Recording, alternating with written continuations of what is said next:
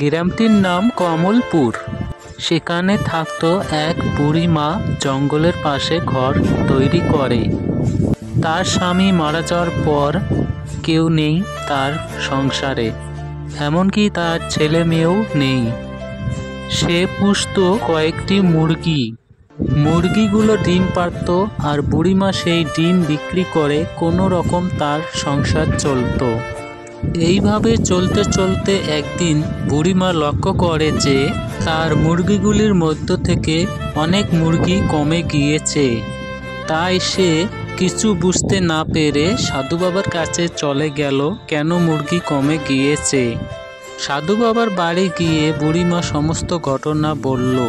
বলার পর তখন সাধু বাবা মায়াশক্তি দ্বারা দেখল রোজ তার বাড়িতে শিয়াল যেত এবং মুরগি চুরি করে খেত। তখন সাধু বাবা তার মায়াশক্তি দ্বারা একটি ফাঁদ তৈরি করে বুড়িমাকে দিয়ে বলল, বুড়িমা, এই ফাঁদ নিয়ে যাও তোমার বাড়িতে।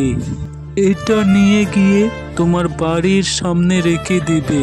শিয়াল আসলে এই ফাঁদে পড়বে, তাহলে শিয়াল আর তোমার মুরগি খেতে পারবে না। তখন বুড়িমা সেই ফাঁদ নিয়ে তার বাড়িতে চলে গেল। বুড়িমা রাতে খাওয়া দাওয়া করে ফাঁদটি তার বাড়ির সামনে রেখে ঘুমিয়ে পড়ল। তারপর রাতে বুড়িমা যখন ঘুম যায় তখন তার ফাঁদে শিয়াল এসে পড়ে যায়। পরদিন সকালে বুড়িমা দেখে তার ফাঁদে শিয়াল ধরা পড়েছে। তখন বুড়িমা বলল, তুই আমার বাড়িতে এসে রোজ দিন মুরগি খেয়েছিস, আজ তোকে উচিত শিক্ষা দেব, তোর গায়ে গরম জল ঢেলে দিয়ে। তখন শিয়াল বলল, বুড়িমা, আমায় ক্ষমা করে দিন, আমি আর আসবো না তোমার মুরগি খেতে। তখন বুড়িমা বলল, ক্ষমা তোকে করতে পারি একটা শর্তে। সেই শর্ত হচ্ছে এই ভিডিওটি যারা যারা দেখছে তারা যদি লাইক, কমেন্ট, শেয়ার ও চ্যানেলটি সাবস্ক্রাইব করে, তাহলে তোকে আমি ক্ষমা করে দিতে পারি এবং তোকে ফাঁদ থেকে ছেড়ে দিব।